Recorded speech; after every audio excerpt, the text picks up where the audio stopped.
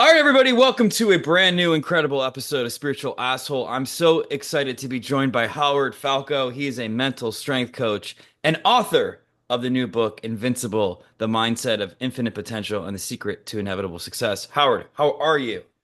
I'm good. Thank you for having me on.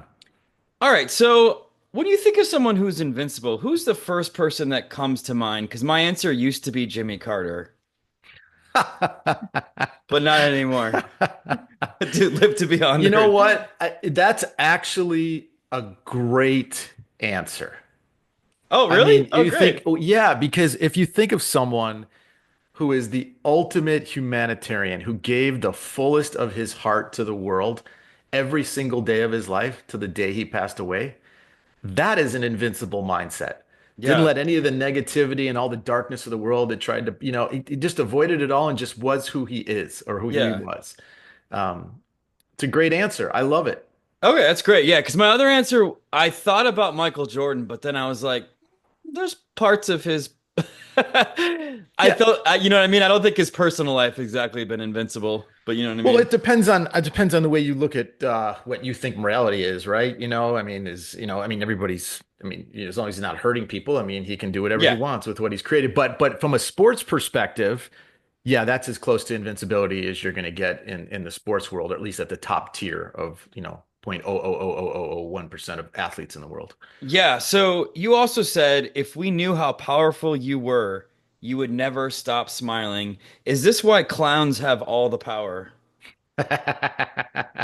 You're going to throw me off this whole interview, aren't you? I love it. Um, This happy uh, bastards. you know what? Good for them for laughing and making the world smile. So we need clowns in this world. Good clowns, not bad So clowns. absolutely. I'm about halfway through your book, and what I found really interesting, what I think is makes this book super unique, is your ability to talk about mindset, but you also really use like the cosmos and spirituality as an example as to why we could be infinite. Can you talk about that a little bit? Yeah, well, I think that it's the great example that life is trying to show us of, why is life infinite? Look at the James T. Webb and the pictures it's bringing back to us from deep and dark space. It just shows us the truth of infinity, which is a hard one for the mind to conceptualize. But the idea that I present in the book is that if the universe is infinite, never ending and never creative, and you're part of this universe, then you are endowed with that same infinite creative ability in this form that you're in right now. And Mm. that means that what you set your mind to, there are no end to the possibilities. It depends on what you're willing to learn, understand, and how hard you're willing to work to move forward, to put the conditions together to create what you're looking to create, how in touch you are with reality in certain aspects, how much you know about the process and the system that you're in so that you can navigate through it. But that's what the cosmos did for me. It's like I looked up on that night as a child and I was like, wow, we need to understand more about the fact that this doesn't end. Yeah. And let's talk about a practical example so people get what we're saying. Because you have this great transcript between you and a client who was like, I'll never find love again. Right.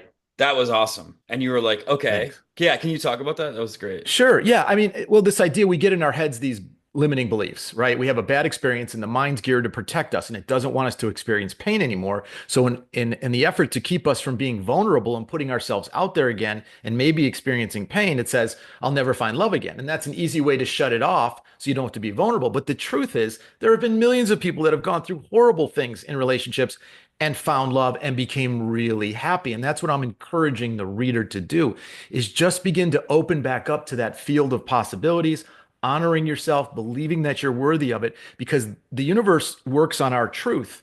And if we go the negative route, the limiting route, it's a self-fulfilling prophecy. We're going to find the people that are going to treat us like you know what and Yeah. not find love. But if we don't and we can trust that process, that's what I'm encouraging readers to do. Yeah. And you were like, have you ever looked up at the sky? Do you see all those stars? Like, so I think that that is really cool. And someone was framing abundance to me that way once. That was like, look around at trees and see the abundance there. And I was like, oh, our human brains never think like that, you know? Yeah. Yeah. I mean, nature is a great example of its infinite ability to create and survive and evolve. and Mm. change and adapt. And believe, I believe that nature's trying to show us that great metaphor for our own lives and who we are, to keep expanding, to keep seeing the positive in life, because that puts you in tune with life, with Mm. divinity, with the cosmos. And the Yeah. more in tune you are with that, the more at peace you feel because you feel more harmonized with the truth around you versus something negative or limiting, which creates suffering. And there's a reason that, there's a beautiful divine way that life, operates with us in showing us that when we think in ways that are counter to the truth, we suffer. Yeah. Okay. So what do you think the biggest step is towards becoming invincible? What is it? Well, the first step is to believe that anything is possible. The second step is to believe that that field of infinite possibility is available to you, Mm. that you can experience that. And Yeah. if you can just open or crack that door, then you can begin to go down the process. And ironically, the book is laid out in steps, right? Yeah. What's the first step? The first step is opening to infinite possibility. The second step is let's see how we got here without any judgment. And Right. that is the process, Brendan, of self-awareness. Yeah, okay. So the let's see how we got here is something I really want to focus on with you because you work with athletes, and I think athletes are such good examples of mental fortitude, aptitude, whatever you want to call it, because they can't afford themselves a memory. But how can, like, to a certain degree, how can we understand our past but not also drag it to this present moment? Does that make sense?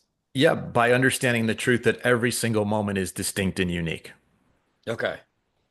Because if you feel that the next moment is going to be a copy of the previous one that causes suffering, you won't walk into it. You won't give yourself the opportunity for something new to happen because you're going to protect yourself from the pain you experienced. Now, if you drove your car at 130 miles an hour and you got in a bad accident and were in the hospital recovering for 2 months, probably not a good idea to drive your car 130 miles an hour. Again, that's a memory you want to learn to avoid pain. But if you had a relationship where someone treated you horribly and broke your heart, the next person you meet could be the most wonderful, amazing, loving, kind human being that could provide a lifetime of connection, friendship, intimacy, companionship. But you have to be open to believe that that's possible for you. Mm. And so that's what I mean by every moment is distinct and unique. Just because the Yeah. first dog you met, tried to bite you, I mean, 99.9999% of dogs are beautiful, loving, incredible, amazing creatures. And if they bite, it's probably, due to some trauma the dog experienced. But the point is that there's something new available to you going forward. Your mind has to be open to that. And that comes from a new way of looking at yourself. By the way, that's Mm. another, if you look at yourself in a way where I always get the bad end of the stick, then, you're going to look for that and put those conditions together to find it in the world. And this goes into one little other tangent I want to talk about, which is that what I discovered is that life is trying to take your beliefs and give you the validation of them, good or Mm. bad. That's why self-awareness is so critical, because once you can see how you have developed the narrative of the story of your life, you can also see that you have the power to change the narrative. Mm. Great. So what do you say to someone though? Let's use health as an example. Let's say someone has this illness.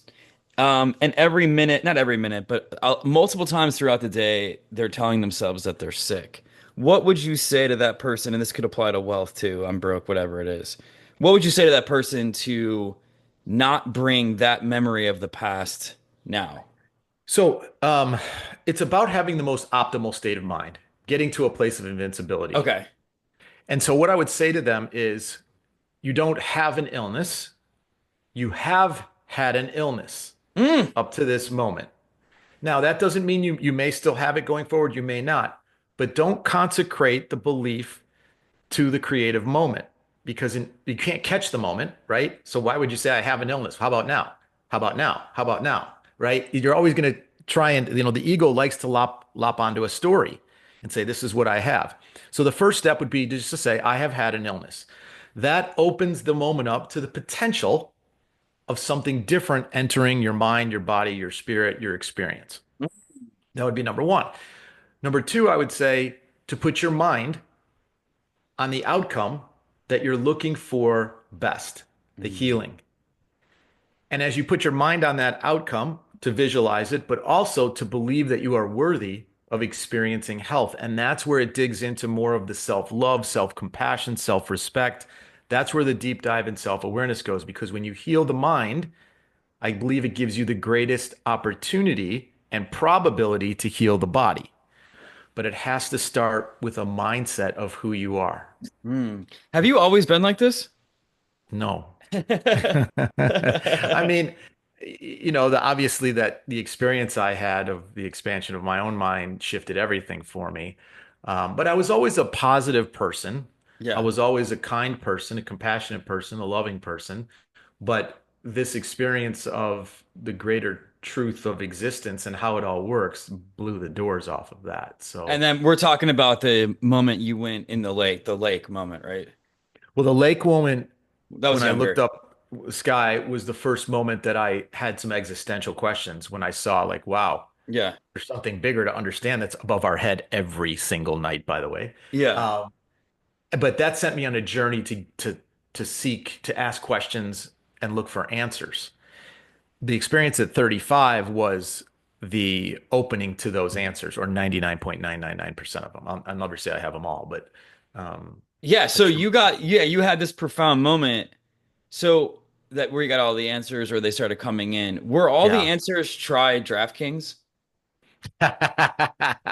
Because that seems to be the answers we're getting now in our Yeah, culture. yeah, exactly right. Yeah. Everybody's trying to get in our pockets, aren't they? It's coming at an accelerated rate. Yeah. The over under on the Warrior game is only, It's so crazy, man. yeah. You can bet it with 3 seconds to go if they're going to still hold on. It's so crazy. Yeah, it's insane. It's a lot. That's why I think mental strength is more important than ever for life because you've got to be able to handle what's coming at you and what's trying to divert you one way or the other in life and really kind of take your brain into what they want it to be, whether it's, DraftKings, whether it's media, whether it's political nature, it could be anything, but Right. yeah, So what exactly happened? You just like opened yourself up because you getting these answers, it sounds like you were, it's like a pretty profound moment that usually happens to people when they're extremely. on drugs. And this did not Yeah. happen. This did not happen to you. No, this was a drug-free moment. It was a culmination of a lifetime of seeking insight and understanding, and every day asking, "What is this all about? What am I doing here? What's the purpose of life? Are we, what does God stand? What does that really mean? I never really wrapped an identity around that, thankfully. Um, Yeah. so it was always just this idea of what are we doing here? What's the purpose? And it reached a culmination in my 30s when I was, I was married and loved 2 kids, working my butt off to try and achieve the American dream, and I was miserable. And I thought, how could I have all this and be miserable? That's crazy. And then I understood what happened to the Beatles, right? Mm. Because they had it all, and the last thing they needed was spiritual understanding. That's why they seeked out the Indian gurus and the yogis. But so I was sort of in a not nowhere near where the Beatles were, but a place where I was seeing where this was leading. Like, okay, I achieved the American dream, then what? I still don't have the answers to these questions and this understanding. So I was really in a place of deep yearning to understand. And finally, through some grace, the dam burst and the flood of insight came in. And then it was like, okay, now I know what I'm going to do the rest of my life is just put it in a discourse and share it. Mm. And then it led to all this fun stuff with athletes and with helping individuals in their life to be empowered. And I really think, Brendan, that's the next evolution in human consciousness is self-awareness and the understanding of who we are and what we're capable of mind, of heart, Yeah, because we need it. yeah, one of the questions I was going to ask you was if people realized how powerful, what would happen if people realized how powerful they really were? It'd be crazy. Yeah, you see the smile on my face. Yeah, all the suffering, all the negativity, all the anxiety, all the depression, a lot of it would go away. There's natural grief in life when we lose Yes, things because of the yes. nature of entropy and the fact that things rise and fall. We lose our pets, we lose people we love to passing. Where to and where that goes, we don't know yet. But the physical experience is no longer there. So we have natural things we go through that are going to create unavoidable moments of suffering. But the unforced error, I call it, of suffering, meaning what we what we create for ourselves by a misunderstanding of mind could go away through that understanding of how powerful we are in every moment and how much capacity we have to appreciate ourselves, take control of the narrative of our life, and go into life every day trusting that process. Yeah, so what do you think is the misunderstanding? Is it believing these limiting thoughts and then just playing them on a loop forever? That sounds fun.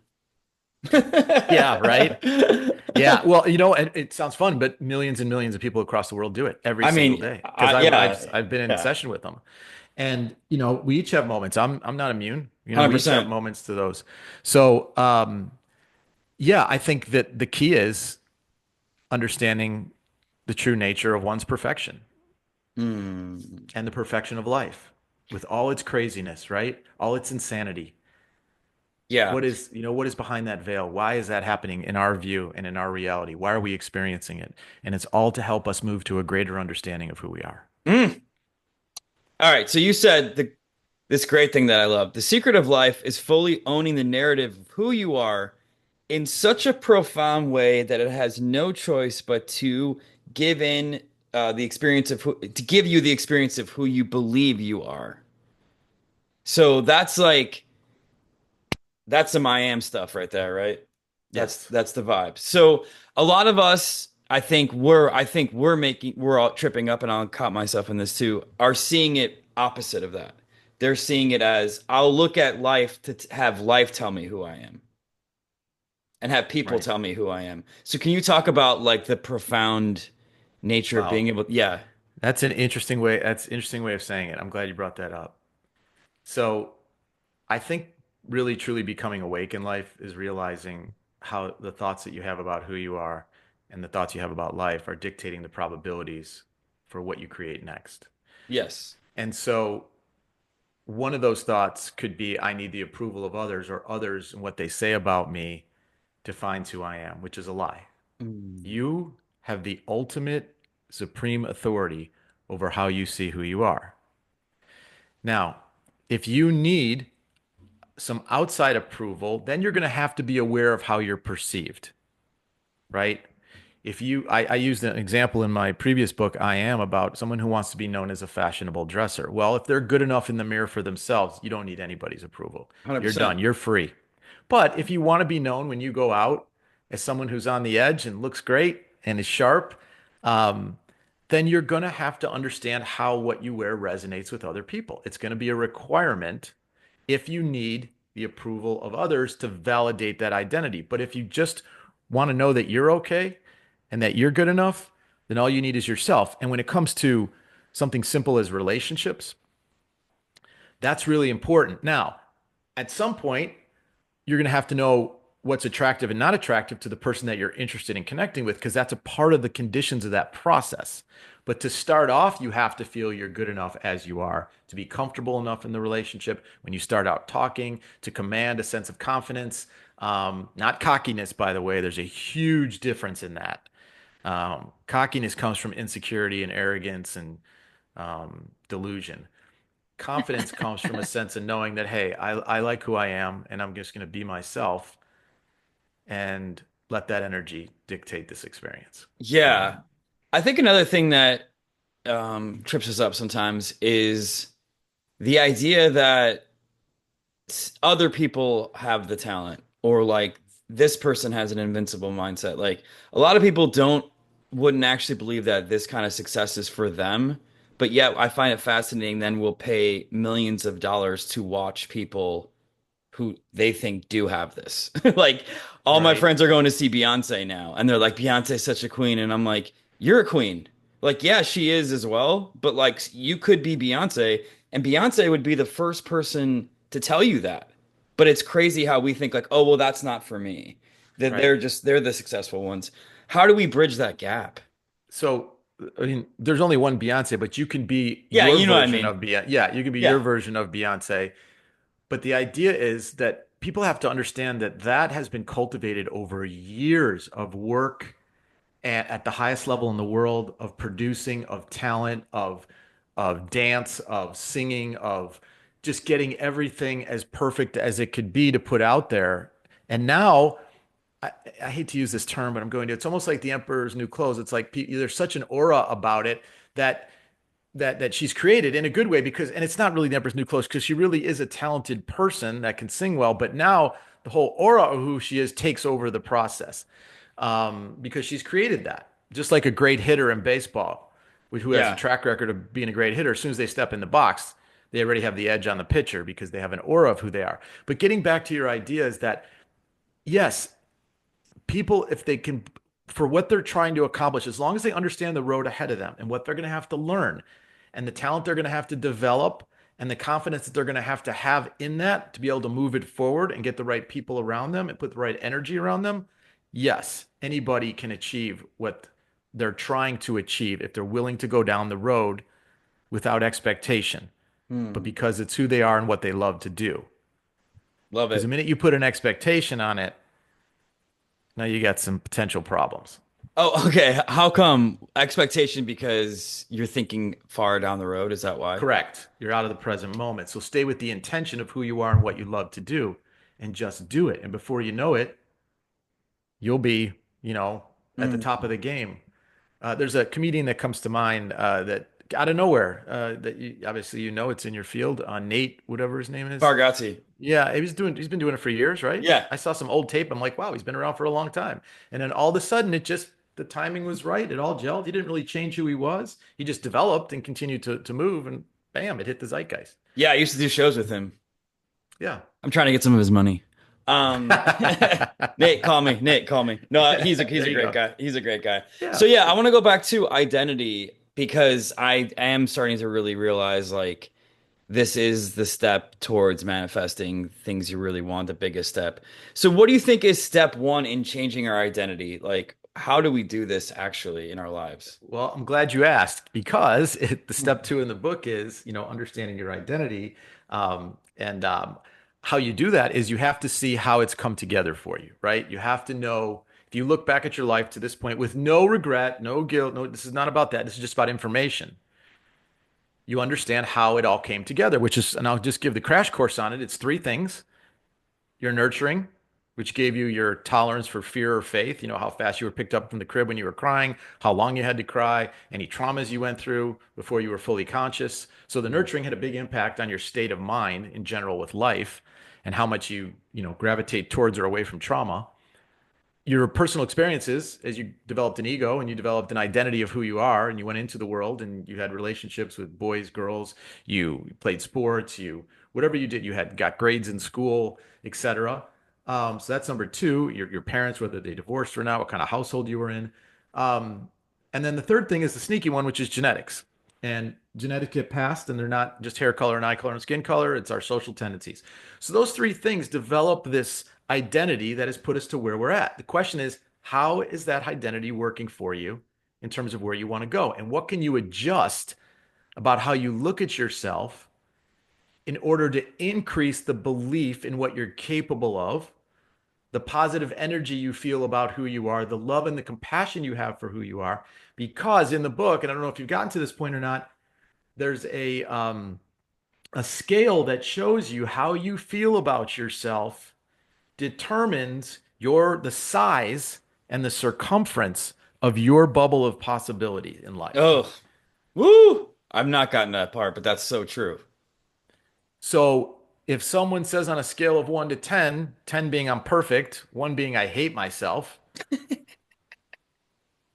if, I mean, let's be very candid here. Ones are under bridges with a sign asking for money because they've had so much mental, physical abuse, trauma, just addiction problems. Who know? You wouldn't want to know what the story is because you'd be picking. I mean, maybe you do know some of these people, but it's not very pretty, and they don't have a capacity to see anything past asking for a handout. They just don't, because if they did, they wouldn't be there. They Right. really would. So that's ones, and then it goes up from there: twos, threes, fours, fives. So wherever you fall on that scale is going to determine the size of the probability field or the possibility field for you. So the more you do appreciate who you are, see your worth, and believe in yourself, the more you open yourself up for life to connect with you with an experience that validates that, Mm. right? Because you can't want the greatest things in the world and feel like a piece of shit on the inside and feel that you're no good, you're worthless, you should have done this, you should have done that, be living in regret, shame, guilt, all the poisons of the mind, because it will hold you back, or you'll get a glimpse of it and it will come tumbling down. And we can think of many pop culture examples of people that have experienced the height of everything, music, Yeah. fashion, whatever it is. And because they didn't have the mental construction at the core, it finally got them. Ugh. And, I'm Yikes. not going to name names, but Let's name I'm sure names. sometimes. Okay, No, go for no, it. no, no, no. I'm I kidding. mean, it's unfortunate, but we watch it all the time. That they believe so hard in it, they get it, or they were put on a path for it, and the construction of the identity doesn't hold up. And then we see people who achieve it, and who they are fulfills it, and they Yeah. never waver. So what's the difference between the mind poisons versus just doubt, garden variety doubt that you can still work past? Do you know what I Yeah, mean? doubt's healthy. Doubt says, hey, I'm not sure what's going on here, but the faith in who they are and what they want to do allows them to go into that space of doubt, allows them to go into that dark night and that unknown and that fog and trust life and say, look, life has got me everywhere that I've been in my life, got me through every situation that I thought I would never get through. This is unknown. It's new to me, and Hmm. I can feel it in my nervous system, but that's how I know I'm on the edge of expanding who I want to be, Mm. because my ego is trying to guard the comfort zone. But if it feels right and it's what you want to do, walk into it, trust it. And that's why there's such a perfection on the scale of those who achieve and succeed, because um, they were willing to step into that unknown in that space of what could happen and overcome all the fears, the doubts with faith. And again, faith is not so much from a religious sense. It's more of a just a spiritual or a life sense. Like, hey, I trust this is my path and this is what I'm going to do, and I'm going to be okay. Do you think that we can live a life without fear? No, I think fear is really important because, I mean, I'll use the age-old example because, if there's a bear coming at you, you Yeah. want fear to kick your adrenaline in so you can run away from the bear. If someone jumps out in front of your car, you want the fear of hitting them and that adrenaline rush to help you jerk the wheel at the last second and create these initial quick survival responses.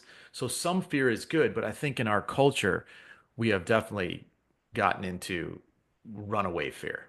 Especially about things that aren't even actually threats. Exactly. And Yeah. that's, Or yeah. or lies that have been programmed to us, Right. and it's created a completely screwed up mindset that puts us in fight or flight. So you said anytime we make choices from a place of need or fear, you are validating the need or fear. What do you Mm. mean by that? So if you're making a choice out of need or fear, it's because you believe that fear. And if you believe that fear, Oh. you're going to seek to create it. Oh, you You're just going to put me on seek. blast, bro. I just felt Yeah. that one to the core. Yeah, but that's good. That's the part of the process of self-awareness that brings these things to the surface so you can just decide, man, do I want that to run my life anymore? Why can't I replace it with something faithful and try that? And life will test you, your ego, depending on how strong it's been in wanting to keep you in that old space, may whisper in your ear, hey, bud, don't do it. You're gonna die. You're gonna lose all your money. You're gonna be laughed at. Whatever it is that it says, and it's bullshit because you don't know what's gonna happen. There's a million possibilities that can happen. Mm. Listen to the other side that says, you know what, you're worth this. Step into it, and even if it doesn't work out, you're gonna be proud of yourself for taking that step, and it's gonna be a little less fearful the next time you do it. So it's a no lose situation. This is great. It seems like a key part of this, though, is not ruminating. You don't seem like a ruminator. Is that fair to say? Yeah, well, in terms of regret, yeah, or ruminating, yeah. I mean, I go through decisions in my mind, but I don't ruminate in terms of like the negative side. I also think about the positive side and what's going to happen. And I have no fear in moving towards that. I'll give listeners the greatest question they can ask themselves. And this is also later in the book that you'll get to. But the question to ask yourself in terms of what you want to accomplish, the dream or the vision that you have in your mind of what you want to do. And no matter who else has done it in the world, this is the question. Why not me? Mm. That's great. And that will bring up some thoughts immediately that you'll be able to at least see and ask yourself whether or not you want to carry these thoughts any further, because those are where the limits will show up. And they're lies. Any limit, by the way, is a lie. 100%. And then, but do you do anything practical when these thoughts come up, or do you just like push them aside? Do you journal? Do you scream into a pillow? Do you drop kick So, an animal? no, definitely not. I'm a lover of life, so no. I sometimes scream into a pillow when I'm frustrated with the world. It helps to get that energy out because, you see such a different way and so much easier and beautiful way that we could be going about things. And people that don't have the right mindsets are dragging this world into a really strange and awful and dark place that I'd like to see pulled back the other way. Yeah. But practical things in the book, there are several exercises you do. And one of the things that I do every year is I set intentions for what I want to create. I set goals. And there's a great story in there of when I was in my 20s and I set goals on what I wanted to do, which blew me away with actually what really happened in my life. Like I had no clue how any of this was going to happen. And check, check, check, check, check. There's a lot of things still on the list, but I'm working at it. But I reset Wow. that so I have a guidance, to do that every year. And then as far as when the thoughts come up in, every single day, when I have in the book what's called a creed you set for yourself, which is a daily sort of navigational tool for who you want to be. And when we're trying to change ourselves from the same old repeatable patterns every day, this is really helpful because it can remind you of where you want to go. And then when the thoughts come up and you start going into the remuneration, as you call it, um, you can stop yourself and go, nope, not doing that. We're going to switch this pattern up today, going for a run. Or, hey, I'm going to write down 5 things I'm grateful for, and I'm going to make 3 of the phone calls that I have been putting off for 3 weeks. And all of a sudden, one of those phone calls, has a great conversation. And the next thing you know, all this creative new stuff is flowing because you finally switched over and did something that you talked yourself out of for like 2 months. And all you had to do was make the phone call. And you're like, wow, that was great. I'm going to keep doing this every day. Yeah. And then you start stacking the deck in your favor because it's coming from more of a belief in what is possible versus what is not possible. And that leads you to the invincible state of mind. And you start getting like real adrenaline from doing that in a really good way that you did Yeah. not think about, where you're like, oh, wow, I just did this. Well, then now I can do this. It's crazy. Yeah, It's it's real momentum. dopamine and serotonin because life's trying to set, because life is creative, infinitely creative. As soon as you start to create, and your identity starts to expand, the dopamine and serotonin release because it's trying to continue that creative process with every human being, since that is the nature of life. And so you feel more in tune, Mm. you feel good, you feel optimistic, you feel hopeful. It's when the possibilities get limited in our mind Yes. that we spiral. I think it really is you. This is what I've been saying. You have a soul that wants to expand forever, but you have a brain that wants to keep you safe. So as long as you listen to the safety of your own brain and you don't cross those unknown thresholds, you're kind of stuck and it sucks. Look, the ego can be a big liar because it wants to keep you in where you survived, even though it created pain and suffering. Yes. So this is where you need it. You definitely have to have a strong will. You have to be tired enough of the way things have been in your life and be like, wow, I want some tools on how to change this. And that's what I'm hoping this work provides is people with an incredible tool to go, wow, this is a guidebook for me to help me change things, or any other book out there that's helping people to change the way they look at life, look at themselves, so that they can create a new experience for themselves. And again, life, I know this sounds so crazy, but it's not. Life is here to serve you in your Yeah. creative expression because you are a part of life's infinite creation. Why wouldn't it support you in that journey? It's just sometimes with what we go through, it knocks us down a bit, and we just need to clean the slate, get a little more faith, and trust a little bit more and see what happens. Love that. This, yeah. Yeah, I love that. And your book does that for sure. So you do coach golfers. Shouldn't their first step towards being invincible is wearing less shitty pants? There's a culture there, It's there's a history and a culture there. Oh man, we got to switch up the culture. What Yeah. would you say the thing you learn the most about athletes working with them that it's been really helpful for you? Because I love How, sports. Yeah, how unbelievably single-pointed, focused, fierce, and just relentless they are in their practice and preparation to do whatever it is they're doing. If people knew the amount of work that went on behind the scenes and the amount of intensity and the Oh amount yeah. of stress and the amount of, they would be blown away. It looks so Mm. easy on TV, and the hours and hours and the journeys. And I mean, I've seen it in every sport. The amount of time, energy, effort. I have such respect for these athletes that get to the top level or that compete at any level, really, whether it's elite high school, college, or the professional ranks. They really, truly have put themselves out there in the most vulnerable place and are willing to dust themselves off when they fail. They're Mm. relentless to failure. But again, yeah, The I good think it's ones. important again to point out that like they did that with sports, but we could do that with anything in our own life. Bingo. Right. That's the whole point of It's me the whole merging these point. experiences in the book is to show people these are great examples of what you can do in your own life. And that's why at the end, I even have a story about, the guy who I think has the biggest set on the planet, or there's something wrong with his brain for sure, which is Alex Honnold. I don't know if you saw Free Solo. Oh, I haven't seen that yet. No, but I know of it. Yeah. Okay.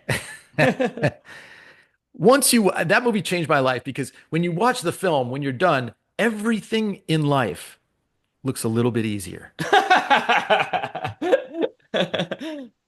But that's what I mean. That you talk about an example of preparation and just the mindset and what he's doing with the ultimate, consequence being death.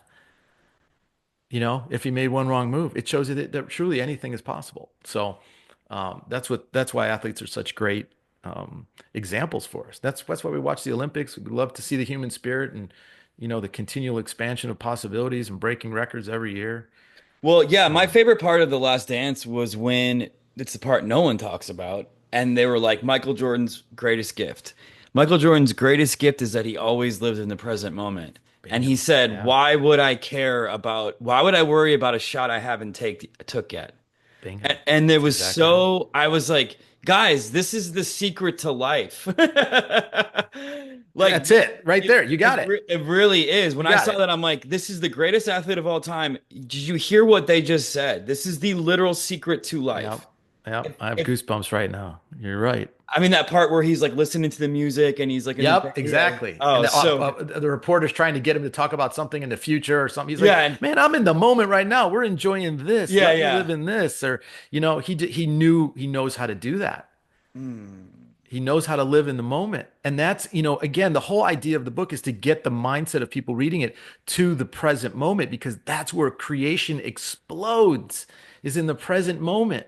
When you're locked in and you're focused, your awareness is at its widest. And when your mm, awareness is at its widest for an athlete, you become the quickest, the most responsive, the most intuitive. And that's been the secret sauce in working with so many athletes is getting them into that space. So with an individual or a creative or a writer or a comedian, or it doesn't matter what you do, a singer, it's the same thing. It's about letting go into the present moment where all that beautiful creation can just surge and flow. mm.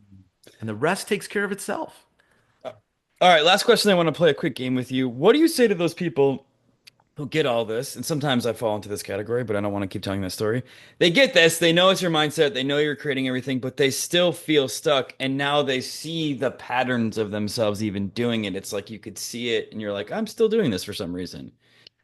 What do you Well, the say? fact that they're seeing the pattern is a huge first step because maybe they didn't see the pattern before. So at least there's some movement. Okay. And the other question is like, look, suffering is up to the individual.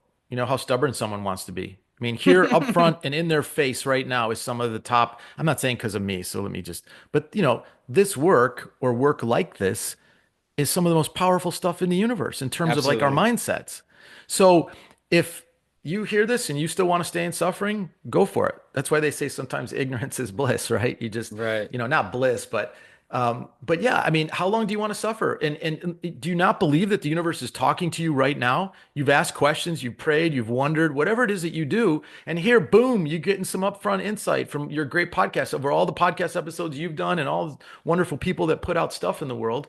At some point, you're going to go, wow, maybe the universe is talking to me. Maybe it's trying to knock me on the head. Like, wow, this can change. And again, there's no pressure. So you can go at it at your own pace, Right. right? So you don't have to worry about, how fast you go. Just know that it's here for you. It'll continue to bring this insight into your mind when you're ready to receive it. And it's up to you as to how long you want to live in suffering or finally realize, you know what, I've had enough. I'm ready to experience more joy in my life. I love it. All right. Well, last thing I like to do, I like to play a quick game. It's called Spiritual or Asshole, where I say some things. You tell me if it's spiritual or asshole. Are you down? I'm good. Let's roll. Spiritual or asshole? Invincibility tests, like jumping off a roof or saying things like, "No, I don't want to go to your improv show."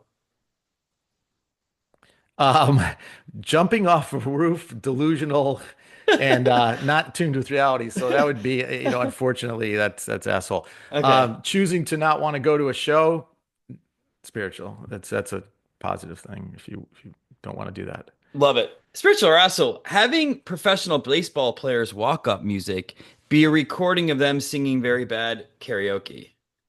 Oh, that's spiritual. I agree. It'd be actually really fun, I That's think. yeah, exactly. I think it's so funny. All right, spiritual or asshole? Rumi coming back to life saying, "Guys, I didn't write any of this." Yeah, asshole. That's some of my favorite stuff. I know you have Rumi everywhere. All right, spiritual or asshole? Someone saying, I listened when life talks, and today it said, nah, bro." Spiritual. Spiritual asshole, a social media influencer who's really, really confident, and then you're like, well, I think maybe your mindset is too invincible. Asshole. All right, spiritual or asshole, t-shirt cannons at more events than just sports, like gender reveals or funerals. Oh man. I'm split on that one. I don't know. That could be fun or that could be really I don't know. That locked my brain up. Okay, good. It's okay. All right, last one. Spiritual or asshole, a world with complete infinite possibilities, yet two choices for president.